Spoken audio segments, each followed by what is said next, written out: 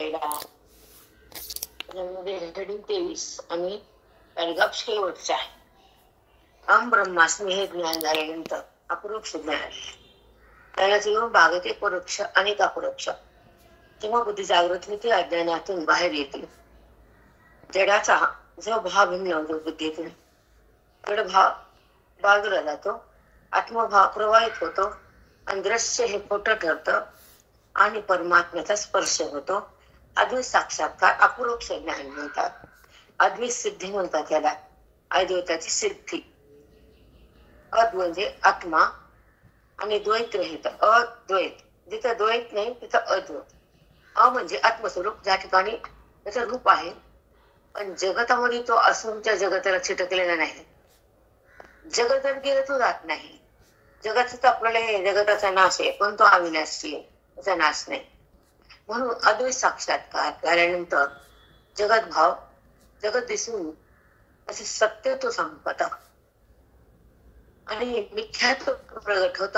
ती वस्तू नाहीचे दिसून हा भाव तयार होणं हा ज्ञानाचा आहे. ते दृश्य ते नाही. मग नाहीला हे करणार द्वैत जगत आहे. द्वैतामुळे जगत आहे आणि अद्वैतामुळे परमात्मा आहे. कर्मामुळे जन्म आहे आणि भेदामुळे तू मी आहे, अभेदामुळे तूच मी आहे. असं नाना कोठातून आपण भगवंताचं चिंतन करायचं. असं करत करत करत आपल्या स्वरूपात आपण थांबायचं आणि आपला जन्माभाव मृत्यू आणि जन्म हे थांबलं पाहिजे. अभेद भाव झाला पाहिजे. अभेद म्हणजे ऐकते आणि भेद म्हणजे दोन. भेद म्हणजे द्वैत आहे. आता भक्ती द्वैतात होती, अद्वैतात अभेद भक्ती असते. स्वानुभूती म्हणतात त्याला. त्याचं नाव, त्याचं प्रेम, त्याचं सानिध्य पण त्याचं ओळख नाही, ते द्वैत. पण कशात काय हे पण कळत नाही आपल्याला. भक्ती आहे मान्य, प्रेम आहे मान्य, पण ऐकत नाही. वर्ग प्रेम करते पण मायला जवळ ठेवत नाही. इथे पण ते प्रेम खरं नाही. खरं प्रेम मायला सोडत नाही. तरी बुद्धी भगवंतातून बाहेर येत. त्याच्या आधारात राहते, त्याचा आधार घेते, आत्मरूप बांधते आणि व्यवहाराकडे जाते, निर्लेप होती आणि अभिन्न भावात जगती, भेदाला फेकती, स्वरूपमय बनती. ती ज्ञानी भक्त. ज्ञानी भक्ताची भक्ती. विचार वाक्य मस्त आले. त्याची स्थिती सांगितली कुणाची? ज्ञानी महात्म्याची. पण असा अनुभव, असं स्थिती, हे आचरण वृत्तीचं असायला पाहिजे. तेव्हा वृत्ती त्या भगवंतात असते. अनुभव त्याचाच असतो आणि व्यवहार वृत्तीचा असतो, ईश्वराचा असतो आणि जगताचा वाढ असतो. ज्ञानाचा आविष्कार असतो, अज्ञान समाप्त असतो आणि त्या ठिकाणी परमेश्वर असं बुद्धीचं मिलन असतं. त्याला म्हणजे असं अपूर्व साक्षात्कार करण्यासाठी हे जेव्हा तुम्हाला कळतं असं असं असं दोन प्रकार, एक परोक्ष ज्ञान, एक अपरोक्ष ज्ञान. आता अपरोक्ष ज्ञानावर शंका होती. त्या शंकेचं उत्तर आहे खालचं. आता त्याची शंका घेतली ना अपरोक्ष असंभावना भावना त्याला तो भगवंत आहे. परोक्ष ब्रह्म आहे. पण ब्रह्म कसं आहे, कुठे, किती अंतर आहे, कसा अभेद आहे, का बाजूला आहे ते बुद्धीतून, का बुद्धीमध्ये प्रगट झाले, मन देहात आहे का भगवंतात आहे, वृत्ती देहाशी एकरस आहे का भगवंतात एकरस आहे. तेव्हा बुद्धी वृत्ती एकरस असते भगवंतात. अद्वैत साक्षात्कार आणि अद्वैत साक्षात्कार झाल्यानंतर असंभाव निगुण भावना होत नाहीत. म्हणून श्रवणाला निर्फल होत नाही. का होत नाही? श्रवण साफल्य. ज्या ठिकाणी अद्वैत अपरोक्ष साक्षात्कार झाला, श्रवण वाया जात नाही. असं वाया जात नाही आणि असंभाव निगुण भावना तयार होत नाहीत. त्याचं पठवून दिले आपल्याला. आणि एक सांगतो तुम्हाला काही, हा ग्रंथ तुम्हाला ही हेडिंग 10 वेळेस वाचावं लागतील. त्याच्याशिवाय तुम्हाला ह्या ग्रंथाची बैठक बसत नाही. तितकंच करेल. आता जसं तुम्हाला वाचायचं वेळ लागलं माझं ऐकायचं, तुम्ही सोडत नाही ते ऐकल्याशिवाय, किती ऐकत राहतात. तर फक्त वाचायची सवय लावा. म्हणजे शब्दात काय हिडिंग आहे, काय म्हणजे काय बोलले, काय रोग स्नानानंतर असंभावना तयार होती, भावना तयार होती, त्याचं मत आहे. आणि ह्याच्यामुळं श्रवणाला फल नाही, व्यर्थत्व आहे, एकच शंका आहे. मग हे शब्द कळायला सोपे आहेत का? वाचून समजते का? त्याला एकदा ऐकायचं आणि 10दा वाचायचं, पुन्हा तिसऱ्यांदा लिहून काढायचं आणि चौथ्यांदा अनुवाद करायचा. 14 नाही 14, कारण 10दा वाचन आणि एकदा लिखाण, 11 सांगणं, 12 आणि अनुवाद करणं, 13 आपल्या आपलं करून घेणं. तर विचार सागर लागतो. तुम्ही सांगा आम्ही ऐकतो, तुम्ही आरडत राहा आम्ही बटन दाबतो. तुमच्या ऋषीने काय काय केलं, मंडन मिश्राने काय केलं, वाचस्पतीनं काय केलं, सांख्यानं काय केलं, सांख्य योगाचं कपिल मामुनीचा असे ऋषींचे ग्रंथ ते सांगत नाही, तुम्हाला माहित नाही. ऐका जा, या ऐका जा, विषयच नाही. मी तुम्हाला काय कळलं काय त्याला देणं घेणं नसतं. पण वेदांतात तसं नाही. बुद्धीमध्ये काय कळालं आणि काय नाही कळालं, आणि हे वेदांताचं श्रवण आहे. तुमच्या अंतःकरणाचा वाद होतो इथं. आता वेद येतो, मनाचा निग्रह होतो. एक शब्द लक्षात ठेवत आहे, मनाचा निग्रह होतो, देहाचा वाद होतो, आत्मसाक्षात्कार होतो, भगवंताचा स्पर्श होतो, वेदाचा आदर्श होतो, अज्ञानाचा चुरा होतो, अज्ञानाचा साक्षात्कार होतो, आणि जीव ब्रह्म होतो, नामदेव होतो. तो वाटलं का तुम्हाला? खूप भाग्य लागतं ऐकायला. इथं कोणी टिकतच नाही, ते कधी मिळतच नाही, आणि ते मनाला कळतच नाही. ते अद्वैत ज्ञान त्याच्यानंतर अद्वैत साक्षात्कार म्हणजे द्वैताचा संहार करतो वेद आमचा. संहार म्हणजे नाश, आणि अद्वैताचा साक्षात्कार म्हणजे प्रगटीकरण. जे प्रगट नाहीये ते प्रगट होतो परमात्मा. जे तुम्ही पाहतात तो परमात्मा नाही खरा. वास्तव तिचं प्रेम, त्याचा आकार, त्याचं वर्णन, त्याच्या लीला करायचंय, त्याचं ते रूप आहे, त्याला नाव ठेवू शकत नाही. पण त्याचं खरं रूप इथं आहे, ते समजत नाही. ते दोन्हीचा वेळ बसून घेणारा भाग्यवान. कारण जो दिसतो तो कसा आहे आणि जो असतो तो कसा. दिसतो तो माया आहे आणि असतो तो माया राहते. हा निराकार आहे, तो साकार आहे. पण साकाराचं एक रूप निराकार आहे, ती शिल्लक आहे. ते खरं आहे, ते वास्तव आहे, स्वतः सत्य आहे, ते स्वयंभू तुमच्याशी एकरच आहे. तुम्ही देहाशी एकरच राहत नाही, ते कळायला तितकंच खरं ज्ञानाचं फल आहे. पण ज्ञानाचं फल भोगायला कुणाचं हृदय पावन नाहीये, कुणाला देणं घेणं नाही. इतकं सांगून बायका वाचत नाहीत, लिहित नाहीत, अनुवाद करीत नाहीत. कारण हा गाभा आहे वेदाचा, हा क्षण आहे. त्याच्यामध्ये हेडिंग 23 आहे, आणि अपरोक्ष ज्ञान श्रवणानं होतं. आणि अपरोक्ष ज्ञानानंतर असंभावना विपरीत भावना प्रगट होतात. असंभावना म्हणजे संशय. मी ब्रह्मच कसा असेल, माझं त्याचा भेद आहे असं नाना मध्ये शंका त्याला म्हणतात असंभावना विपरीत भावना. मी देहच आहे, मी ब्रह्म कसा, जग सत्यच आहे, विपरीत म्हणजे अपोज त्याला म्हणायचं विपरीत भावना. ते नाहीच आहे असं ज्ञानी म्हणतात, ते आहेच आहे अज्ञानी समजतात. जे नाही आहे केलं विपरीत, तुम्हाला खोटं बोलले विपरीत, धडधड खोट असं तसं म्हणजे विपरीत बोलले तो. यथार्थ म्हणजे खरं, विपरीत म्हणजे खोटं.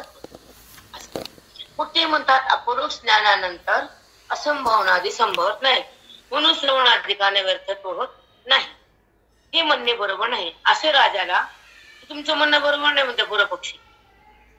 कसं म्हणणं बरोबर नाही? एक राजा होता, त्याचा एक शिष्य होता, खूप मस्त इमानदार होता, त्याचं नाव भृत्य होतं. मग त्याच्या आता ते देखवणं पाहिजे, ह्याचं प्रेम आहे आमचं नाही, त्याचं प्रेम आहे. इमानदार होता, बाकीचे गवाळे होते, जरा मतलबी होते. मग ह्याला आता कसं करा म्हणून त्या राजाला बाहेर नेलं आणि त्याला भरचू मेला अशी बातमी केली करायची आणि भूत झाला. काय मेला आणि पुन्हा काय झाला भूत. आता मेला म्हणलं त्याला हाकलून दिलं रानामध्ये, त्या भरचूला ढकलून दिलं गावाला देतो. पुन्हा सांगितलं मेला बरं का. त्याला वाटत ते मेल्याने हाकलून दिलं पुन्हा कधी येईल आणि आल्यावर खरं वाटेल. ते म्हणले भूत रूपानं वापस आला पण त्याला खरं वाटूच नाही. त्या राजाला मेला आणि पुन्हा काय झाला भूत. तरी राजाला भेटला कोणत्या प्रांतात वापस, तर ते खरं वाटू नये म्हणून राजा ते म्हणतात भरचू मेला आणि भूत झाला. तो मेला बी नव्हता भूत झाला बी नव्हता, म्हणजे विपरीत भावना असंभावना. मग राजाला भेटला तो, मग राजा भूत भूतून पळाला वेशभूती. हा पण ते नंतर राजाला भेटला रानामध्ये, तो म्हणतो हाय, पण त्याला सांगितलं होतं की भूत आहे ते, पळाला ते. तसं त्याला कळालं तर बुद्धीला ते जगत खरे भगवंत नाहीच आहे आणि जगत आहेच आहे, या भावना विपरीत भावना. म्हणून ह्या दोन भावनेतून ते म्हणतात की तुमचं म्हणणं बरोबर नाहीच आहे. अपरोक्ष ज्ञानानंतर सुद्धा म्हणजे भरचू अंडळ्या समोर समोर आल्या अपरोक्ष झाले ना प्रत्यक्ष विषयाला अपरोक्ष म्हणतात. बुद्धीला भगवंत प्रत्यक्ष झाल्यानंतर बुद्धी देहाकडे येत नाही आणि देह प्रत्यक्ष झाल्यावर भगवंताकडे जात नाही. या दोन गोष्टीचा खूप सांगावं काय वाटतं पण विषय कमी होतात आणि सांगितलं तुम्हाला कळत नाही. कसं कळलं तुम्हाला? वेदांत शास्त्र कधी ऐकलेच नाही, ते शब्द माहित नाहीत आणि बैठक बसून द्यायचे 4 बोट मला बोलता येत नाही.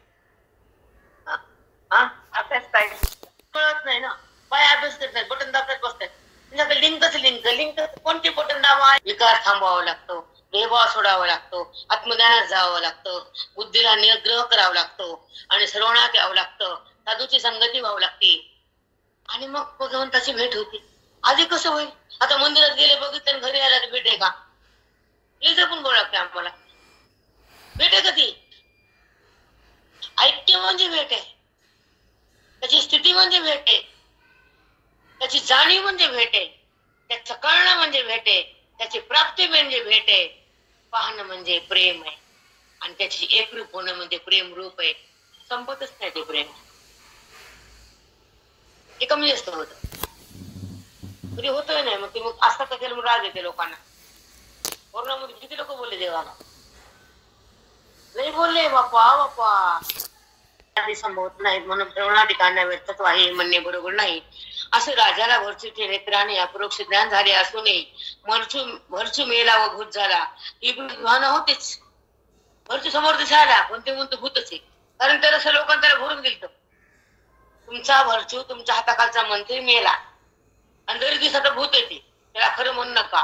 तसं तुम्ही जगताला जे खरं म्हणतात ना, जगत तुम्हाला सत्य मिथ्या नाही सत्यच आहे. मग समोर प्रत्यक्ष भरचू आहे, त्या मंत्री आहे, पण ते मग भूत आहे. त्याला सांगितलं होतं की हा भूत झाला. तसं तुम्हाला मनाला सांगितलं ते हे माझं आणि हे मीच आहे. तुमचा विनय तुम्ही विनय. ते जेव्हा मन कबूल करतात तेव्हा ते मन रामात प्रवेश करतात, तोपर्यंत नाही. रामाची भक्ती वेगळी, रामरूपता वेगळी. लक्षात ठेवायचा, रामाची भक्ती अलग राहू नये पण रामाची प्राप्ती एक होणे तेच कळत नाही लोकांना. रामाची भक्ती अलग आहे, अलग राहतो आपण त्याच्याहून, ते समोरून आपण त्याच्या समोर आहे ना. रामाची भक्ती दोन ठिकाण दोन पण रामाची प्राप्ती अद्वैतात आहे. अद्वैताला कुणाला पडलीच नाही. अद्वैताचं गरज काय? आमचा भाग तर नाही चालत. आमचं काय भक्त दयात साईत नाही, साईत पचतच नाही. ताकद पडली ना पचवायची खायची बी. बघितली की वाटतं वजन वाढत पौष्टिक काय मला म्हणतात ते नको नको. अद्वैतात एकच आहे म्हणून द्वैत आणि अद्वैत कळा. भक्तीचे खूप सुंदर आहे भक्ती, पण वाईट नाही, पण त्याच्यानंतर प्राप्ती राहते. भक्तीत गुंतलं की एकता राहते, मग तिथं तुम्ही तिथं स्टॉप होतात भक्तीतच. ती तर भक्ती कामापुरतीच आहे, आती कुठे? पण मन धन आहे का त्याच्यापेक्षा आपलं? मिनिटाला सोपान, मिनिटाला घर, मिनिटाला दारण, मिनिटाला वरती कोणीकडे जाते? भक्ताची वृत्ती तिथंच असते, मग कार्य असते आपलं. तिथंच कार्य आहे, आपलं मन तिथंच. भक्ताचं मन त्याच्यात आहे, कार्य हातात. कार्यात नाही तो भगवंत आहे. ज्ञानी स्वरूपात आहे. 2 टप्पे आहेत. ज्ञानी खरे ईश्वरात आहे आणि भगवंत साकारात आहे आणि जग भ्रमात आहे. जग ही कल्पना आहे. तो नाता भारी पडतात तिथे म्हणतो. आज गवळीने घेतलं नाता भारी पडतात. कधी काय घेत जाऊ ना. आता ऐका,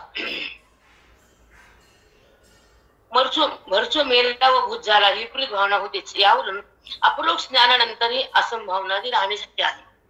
भरचो मेला, भूत झाला, समुद्र आला, भरचू नाही म्हणजे भगवंत नाहीच आत्मरूपानं, अशी भानगडे.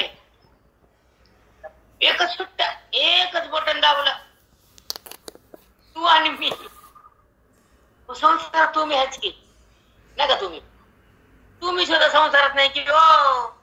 आणि मग भगवंताला तून मी, संसारात तून मी आहे तुम्ही. आमच्याकडे फक्त मीच, ब्रह्मास्मी, तुझा बाद आहे ते ज्ञान आहे. आणि तू मी भेद आहे. आणि तू मी संसार आहे. शब्द कळाला का? म्हणजे कसं एका शब्दामध्ये वेगळं वेगळं निरूपण होते. आता अपरोक्ष ज्ञान झालं, समोर घरचो आला तरी घरचो भूत झाला. भूत नव्हता ते खरा होता, पण लोकांना बसून दिलत ते मेला, भूत झाला. आता राजांतरा बघितलं त्याला भरच वाटायला का?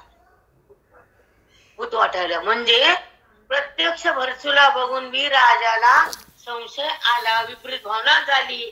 म्हणून अपरोक्ष ज्ञानानंतर बी असंभावना, विपरीत भावना होतीच. हे पटवून दिलं. किती बघा कसे बदमाश आहे पूर्व पक्षी, कशी कथा घडविली. त्याला मारलं म्हणून सांगितलं, ते भूत झाला म्हणून सांगितलं, ते राजाला भेटला, राजा पळाला. म्हणजे परोक्ष ज्ञान म्हणजे प्रत्यक्ष भरचो आला, अपरोक्ष झालं की समोर. प्रत्यक्ष ज्ञान त्याचं अपरोक्ष म्हणतात त्याला. आणि त्या अपरोक्ष ज्ञानामध्ये दिसून तो मनात घेऊन पळाला, भूत भूत भूत. म्हणजे अपरोक्ष ज्ञानानंतर श्रवण आहे, विपरीत भावना असं भावना येऊ शकतात, असं पटवून दिलं. कसं हे पूर्व पक्षी आमचे गाव हसायचे, लई बदमाश, लई पटवून दिला. नंबर 1 भांडणारे खंड, संसारात नाचणारे लोक लई चांगल्या लोकांचा घात करते. अरे वा गप्पचा संसारात चांगला बरं बाप्पा, त्याला बरंच म्हणा. आडव्या लोकाला बरं बरं बरं म्हणा. मग संसार असो आडवे, अपरमात्मा आडवे, त्याला उभं करूच नाही, कारण ते पण आडवं. मग त्याला बरं बरं काय कुणाकडे ऐकलं की सुटतच नाही. संसार आपला नाही, सुटत नाही, आणि तो आपला आहे वाटत. कसे काय समीकरण करून ठेवले देवाला माहिती. चला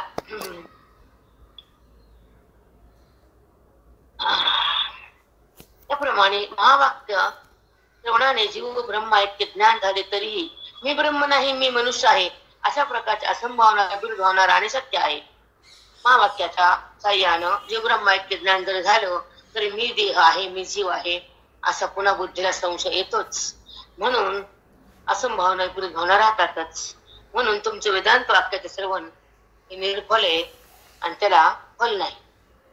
श्रवण अनंत लोक वेदांत महावाक्य श्रवण करतात, मग त्यापासून त्यांना मी ब्रह्म आहे असा शब्दबोध होऊ नये. अनंत पूर्वजन्माच्या संस्काराने देहाधिकाच्या ठिकाणी ब्रह्म ऐक्य ज्ञानाहून विपरीत देह बुद्धी असतेच, हे अनुभव सिद्ध आहे.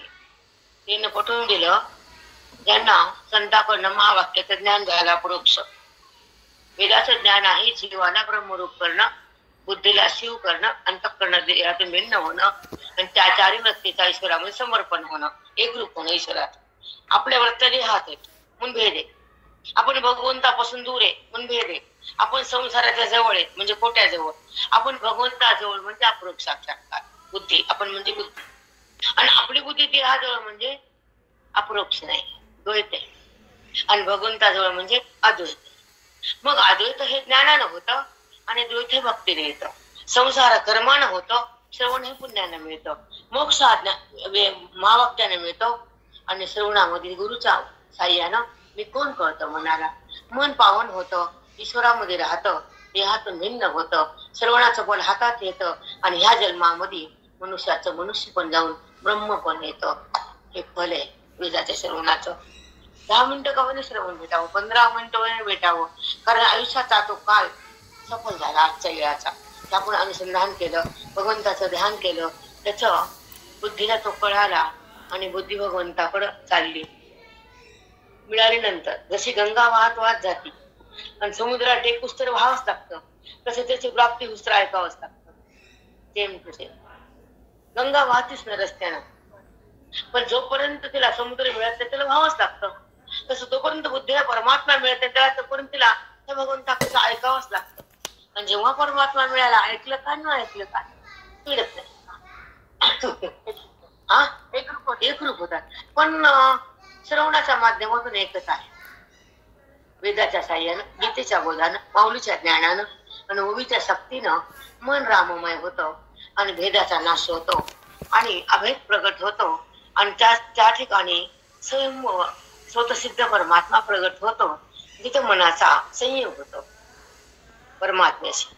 जो परमात्मा ज्ञानानं, अपरोक्ष ज्ञानानं प्रगट होतो. जिथं अज्ञान संपल्यावर तो प्रगटतो, ज्ञानाच्या शक्तीनं त्याचा असंवाद घडतो, अभेद ज्ञानानं त्याची अनुभूती येते आणि गुरुच्या संगतीत त्याचा भोग घेता येतो ब्रह्मस्वरूपाचा. मग जगताचा भोग नाही, शब्दाचा नाही, देहाचा नाही, विषयाचा तर नाहीच, कारण ब्रह्मरस भोगता येतो. ब्रह्मरस घेई काढा तेने पिढा वारेल, दुःखाची पिढा पथ्य नाम विठोबाची घेई वाचे. खूप सुंदर अद्वैत, भयंकर. पण हे जरा अवघड आहे आणि आवडत नाही लोकांना, म्हणजे झेपत नाही आणि जास्त करून इकडे लोक येत नाहीत. का येत नाहीत हे माहित नाही, पण कधीही पाठामध्ये महाले महाराज म्हणायचे, गुरुजी म्हणायचे की इथं लोक टिकत नाही, जास्त येत नाही. जसं बाकीच्या ठिकाणी गर्दा असतो बहिरंगाकडे, तसं आमच्या ज्ञानाकडे गर्दा कमी आहे, कारण मुक्त होणारी संख्या कमी असते. कळायला उत्तर मुक्त होणारी फार कमी, म्हणून जे आहे ते तिकडे येतात ना. जगतात फिरणाऱ्यांकडे येतच नाही, तसे येते. त्याला जन्मायचं मरायचं, जन्मायचं मरायचं, कर्म करायचं, सुख दुःख भोगायचं, त्या जगतात पुन्हा यायचं मृत्यू लोकात. ते आमच्याकडे टिकत नाही टिकत. वेद त्यांना पचत नाही, अध्ययन त्यांना कळत नाही आणि त्याची देहबुद्धी पळत नाही, म्हणून मुक्तीचा मार्ग मिळत नाही. जन्माने मृत्यू, पुण्य होईल वरिदान पुन्हा खाली आहे, वरिदान खाली आहे म्हणून ते तुमचं कोटिलिंग करा का लाभ करा, आम्हाला त्याचं काय वाटत नाही. आमचं आत्मलिंग आहे, सदा आहे, स्वयंभू आहे, तिला करायचं नाही, पाण्यात टाकायचं बी नाही, त्याला बेल बी नाही, ही बी नाही, अक्षरा बी नाही.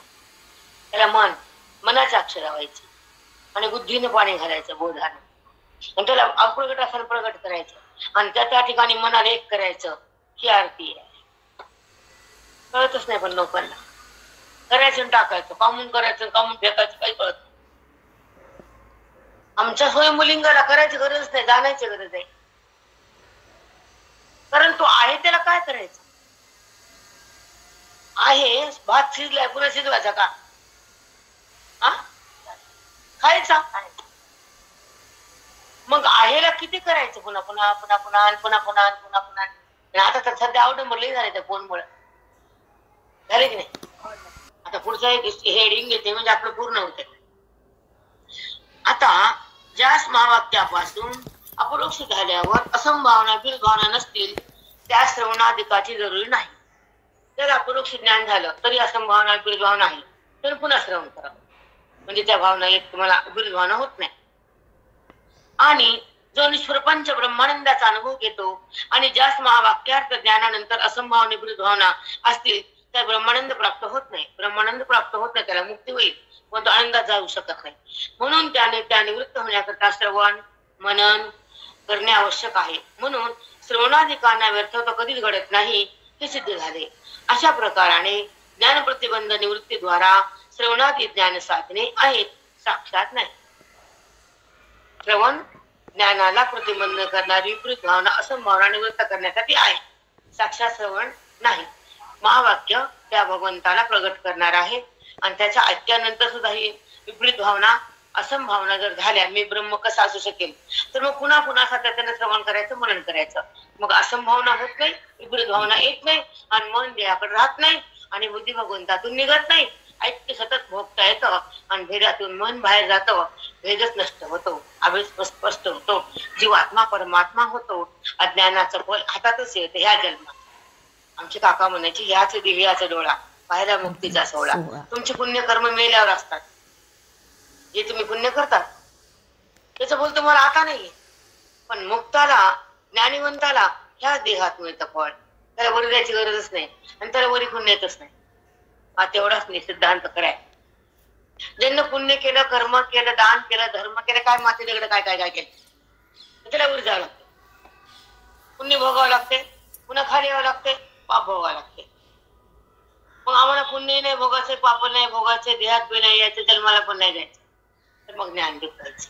मग काय व्हायचं? ज्ञानरूप व्हायचं. शब्द असे कधी कधी वाटतं की पकडाव वाचाव पुन्हा पुन्हा, तर बुद्धी नीट होती. कारण सांगतो आणून बुद्धीला संस्कार नाना जन्माचे. घटके शांत होती, घटकेत अशांत होती, घटकेत पूर्वाकडे जाते, घटके देहाला माझं म्हणती, घटकेत मीच खरी म्हणती. एका क्षणाला बुद्धी पलटती. पण ज्ञानामध्ये आल्यावर तिथं सगळं संपत. ती ईश्वरामध्ये एक रूप होती, देहातून भिन्न होती, स्वरूपामध्ये समरस होती आणि अधिक साक्षात्कार गेल्यानंतर त्या भगवंतामध्ये एक रूप. नंतर जिकडे तिकडे भगवंत तिकडे ती भगवंत कुठं नाही, बुद्धी बुद्धी तिथंच आहे, जिथं भगवंत तिथे ती. एवढा मोठं ते अनुभव. तिला बाहेर ठेव, भगवंत काढत नाही बुद्धीला, त्या जीवात्म्याला. म्हणून ज्ञान खूप महान आहे, पण ज्ञान कळणं कठीण आहे, तितकंच करायचं फार कठीण आहे. बाकीचं तुम्हाला सोपं आहे, राम म्हणणं सोपं आहे, भक्ती करणं फार जरा 8 तास केलं तर सोपी आहे, पण मोक्ष सोपा नाही. कारण मोक्ष हा आपल्या हाताने मिळत नाही, स्वतः मी करून कळत नाही. सद्गुरूच्या संगतीमध्ये, महावाक्याच्या बोधामध्ये, देहाचा बाधानंतर अनुभव आल्यानंतर, आत्मसाक्षात्कार झाल्यानंतर मनाचा आणि ईश्वराचा संयोग होतो आणि देहाचा वाद होतो, अज्ञानाचा नाश होतो, वृत्तीचा निराश होतो, सर्व साक्षात्कार होतो आणि त्या ठिकाणी आनंदाचा प्रकाश येतो आणि जीवात्मा आणि आनंद एकरूप होतो. दुःखाचा तिथं वाद होतो, तो संगम ज्ञानानं होतो, तो अभेद श्रवणानं होतो, तो परमात्म्याचा स्पर्श हृदयात येतो आणि तो जीव जीवनमुक्त होतो. भागाचे वाक्य सुंदर आहे. विषयी 2 शंका आणि समाधान. प्रयोजन म्हणजे फल. फल म्हणजे काय? जीव ब्रह्माची एकता. जीव ब्रह्माच्या एकतेनंतर जो अनुभव आहे त्याला फल म्हणतात. त्याच्यावर पण शंका घेतली आता. आधी त्याच्यावर घेतली अपरोक्ष ज्ञानावर, आता सिद्धीवर घेतली. प्रयोजन म्हणजे फल, फलावर का शंका घेतली? त्याला काय, हे कशावर घेतात? तुम्हाला विषय हा काय होता, जो नाही आलं तर तुम्हाला आडवाड करून तुमचं घट्ट करायचं असं. प्रयोजनाच्या म्हणजे फलाच्या वर्णनात जीवस्वरूपाच्या ठिकाणी असणाऱ्या दुःखाची निवृत्ती आणि परमानंद रूपाची ब्रह्मप्राप्ती असे या ग्रंथाचे फळ सांगितले. प्रयोजन म्हणजे फल. फल म्हणजे काय? ज्या अज्ञानामध्ये देहभाव तयार होतो आणि दुःख भोगती होती, ते अज्ञान निवृत्ती भगवंताच्या आल्यानंतर होती. भगवंताची प्राप्ती, अज्ञानाची निवृत्ती आणि स्वरूपाची स्थिती, त्याला म्हणतात परमानंदाची प्राप्ती. त्या परमानंदाची प्राप्तीमध्ये देहाचा संबंध नाही आणि जगताचा सत्यत्व भाव नाही आणि त्या ठिकाणी विषयाची ओढ नाही. कारण भगवंताची प्राप्तीनंतर, खरं सुख मिळाल्यानंतर खोट्या सुखासाठी जीव आतुर नसतो. खऱ्या सुखामध्ये असलेली बुद्धी खोट्या सुखाला जातच नाही जात. त्याला किरायाचं घर, स्वतःचं घर आहे, किरायाकडे जाईल का ते सांगा? आणू स्वतःचा बंगला सोडून तुझ्या का पत्र्याच्या घरात? तसं आत्मसुख भोगणारा विषय सुखाकडे का येईल? देहाला का पाहिल? मृत्यूकर येईल? जगताला का धरून राहील? नाही, तो जगताला धरून राहत नाही. जगताचा निश्चय नाही, जगताचा अत्यंत अभाव आहे. देहाकडे नाही, कारण देहाशी संबंध सुटलेला आहे. वृत्ती ज्ञानात आटलेली आहे, भगवंताला भेटलेली आहे, स्वरूपानं नटलेली आहे आणि त्या आनंदामध्ये ती सदा स्वतः सिद्ध आहे, ती बाहेर येऊ शकत नाही. मग विषय कशाला भोगली ती? वासनामध्ये कशी जायची? कारण स्वतःच्या स्वरूपात मग्ने स्वानंदामध्ये एक रस आहे, परमात्म्यामध्ये अविभाज्य आहे, ती बाहेर कशाला येईल? खोट्या सुखाला का भोगल? ज्याला खरं सुख आहे त्या खोट्याकडे कशाला जाईल? ज्याला खोटं सुख आहे त्याला खरं माहित नाही, ज्याला खरं सुख आहे ते खोट्याकडे येत नाही. प्रयोजन म्हणजे फल सांगायला. फल म्हणजे परमात्म्याची प्राप्ती, आनंद, अज्ञानाची निवृत्ती आणि स्वस्वरूपाची एक स्थिती. जेव्हा अज्ञानाचा बाद होतो, निवृत्त होतो, संपत, मुळाचा गट नाश होतो. अज्ञान म्हणजे देवा, अज्ञान म्हणजे विकार, अज्ञान म्हणजे वृत्तीमध्ये मन हे चलबिचल असतं, गुणात असतं, व्यवहारात असतं, देहात असतं, जगात असतं, इंद्रियात असतं, नात्यात असतं, भवसागरात असतं, कुठेही असतं. ते मन एका ठिकाणी नसतं.